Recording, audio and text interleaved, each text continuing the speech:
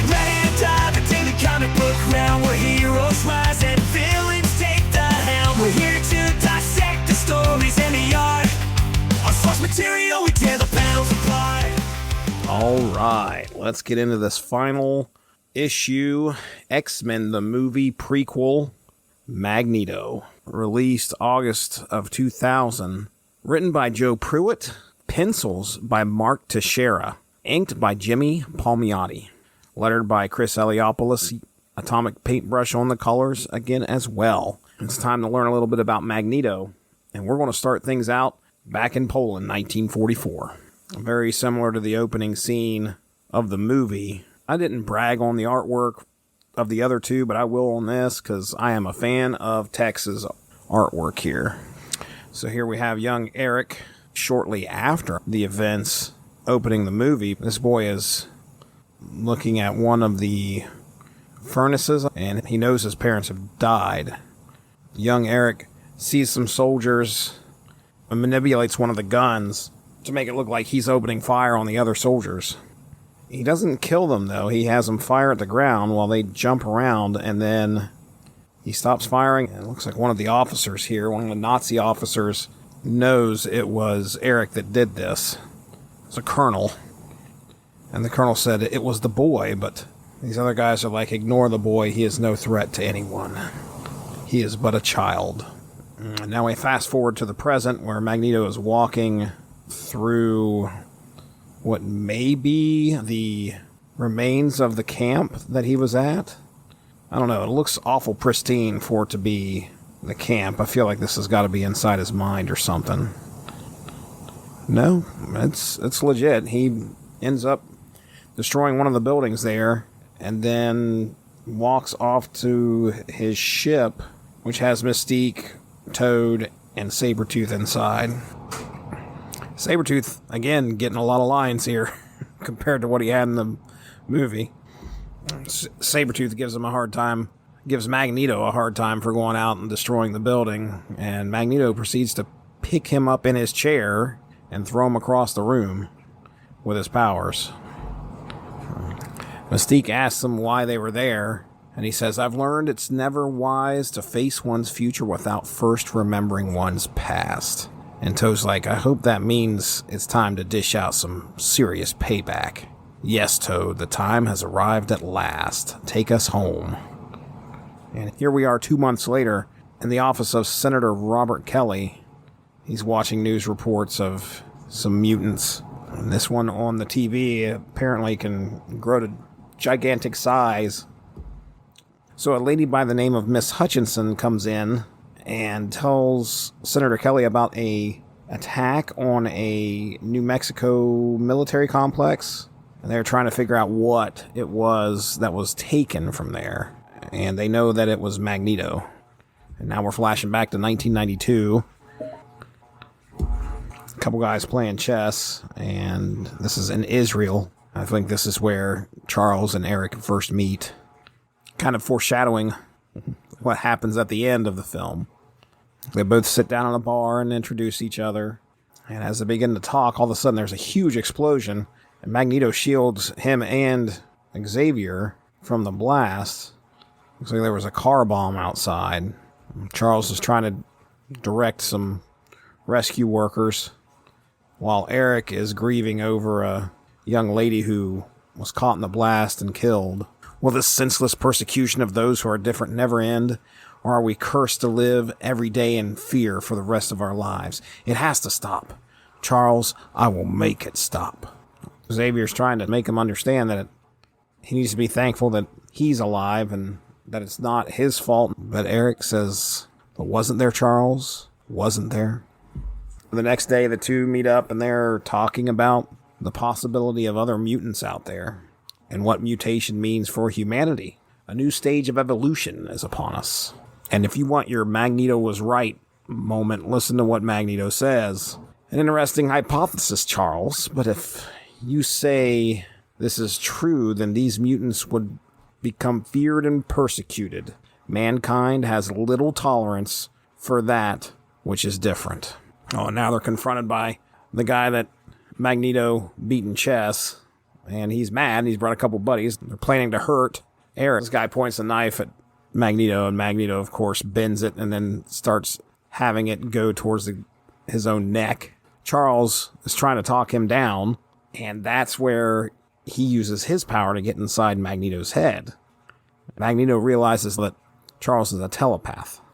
Well, Magneto's upset. He starts to question Xavier about it, and Xavier's like, I would never enter your mind without permission, or unless absolutely necessary. Now they've both found out they are both mutants, and realize they have a lot to talk about. As they begin to walk, Erik looks off and he sees the Colonel. Definitely aged now. We're talking 50 more years on top of what he was back then, which looked to be about 50. He's probably in his early 40s, maybe. He's definitely in his 90s now. He's an older man. And Erik looks to make him pay. Starts to follow him, but loses him in a crowd. Erik and Xavier begin to talk more about the possibility of mutant kind out there. This is the first time Xavier's met another mutant. Get to see their philosophies on humanity versus mutant kind. Erik, of course, believing they are the next step, the next rung on the evolutionary ladder. And he can't believe that Xavier hasn't taken over the world. Xavier explains that he believes we need to understand ourselves first before we can go telling everybody that we're better than mankind. Talks about having a dream of a school for gifted youngsters in order to prepare them, or at least provide a safe haven from those that hate and fear them. Xavier preaching tolerance, while Magneto's belief is that that would never work. Xavier offers an invitation to Erik to come back with him to help him start his school, and he agrees. And now it's 2 years later, and we are in Westchester County, New York. Xavier has just finished building Cerebro, so Xavier's about to take it for a test run while Erik looks on. At this point, Charles is still able to walk, that is.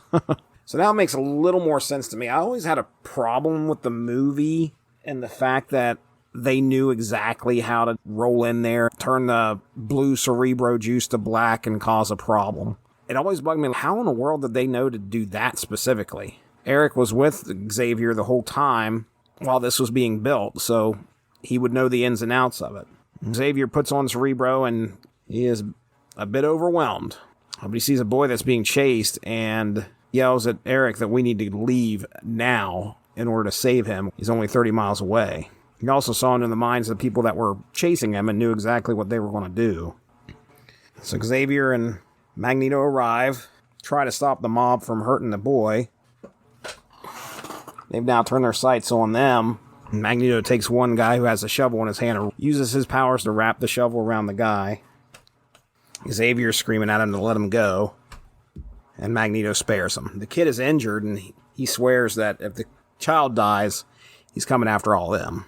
It looks like we fast forward a little bit here, and it's Xavier sitting beside the hospital bed with the boy in it, and he says, "Good news, Henry.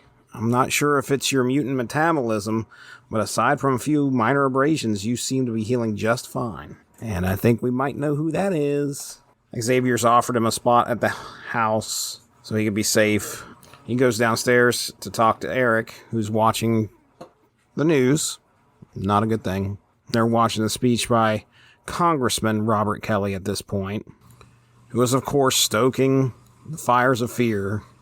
What I love is Xavier, the idealism of Professor X here, as he points to the TV screen and he says, "I'm well aware of Kelly's opinions and convictions. He's only seeking publicity for himself and his senatorial campaign by appealing to man's base fears."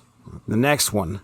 "No one takes what he says as the literal truth. Their opinions, and that's it. People have a mind to think for themselves." Boy, do we have evidence to the contrary here in 2025. Gosh. Man, this deserves to be read. You're either a fool, Charles, or naive enough to actually believe the absurdity of what you say. Haven't you learned from history who really expected the Nazis to succeed in the near genocide of an entire race? Millions died, yet no one chose to believe it could happen until it was too late. Do you truly think mutants will be any different? Xavier fires back with, "The world has learned from its past mistakes. It would never allow." Oh my gosh. Yeah, and Magneto hits him right back with a bunch of other atrocities that have happened since that plenty of people have allowed to happen. But the TV cuts through here. Brooklyn, New York, where notorious Nazi war criminal Hans von Schank was apprehended today. The cops go on to list a laundry list of all the bad things that this Hans von Schank did, and he awaits extradition to Israel. This is the man that Erik remembers, the colonel from the prison camp, the butcher that slaughtered his family. Xavier immediately knows he's going to go after him, and he's trying to talk Erik down, and Erik's not having it. This looks to be the separation here, because Xavier is explaining to him, like, hey, this isn't how we do things. You can't just go off and take the law into your own hands. And Erik looks back at him and says, then perhaps I no longer belong here, and slams the door shut. We head over to Brooklyn, where Hans is waiting in a cell. And Erik appears in his cell and is like, I watched you do these things. Hans is like, you're right. I did. I followed orders. But then it became my obsession. Erik reveals himself as the boy that had control of the gun with his powers, and he is back to finish the job. He's got the bars of the cell broke off and wrapped around Hans's neck. But there's Professor X. He's come in just in time to tell him to stop. Magneto does have his helmet on here, but Xavier uses his power to get into his head. And he says, you've become too familiar with speaking inside my head, Charles. I'll have to see that it doesn't happen again. Magneto calls him out for walking into the prison. Surely he had to have used his powers to get past the guards. Xavier's begging for him to release Hans, and he won't do it. And Magneto is stunned and flown backwards as Xavier uses his powers against him. On the hallway of this prison, we now have Professor X versus Magneto. And the cops show up with guns drawn, and Magneto takes care of that pretty quickly. As he's distracted, Xavier makes his attack and finally grabs the mattress and some bars, wraps them around Xavier, and is now heading after Hans. Some good dialogue here. I should thank you. It was your influence upon my life that molded me into the man you see now before you. A man capable of escaping the morality that plagues the common man. A man who is prepared to lose his own humanity for the greater good of his people. I am your abandoned child, Hans von Schank. You are my creator. Xavier's still talking here, trying to get him to realize you're going to turn into the person you hate. You're going to turn into that type of person. Erik is about to do it, and then he doesn't. Xavier hits the floor, and Magneto says, I'm going to give you this one. But next time, pretty much tells Xavier, do not get in his way when they meet again. And now we flash forward to the present, where we've got the classic villain sitting in a room full of TVs that surround him. Which, by the way, it looks like there's the Flintstones are on one. We got the the Entertainment Channel.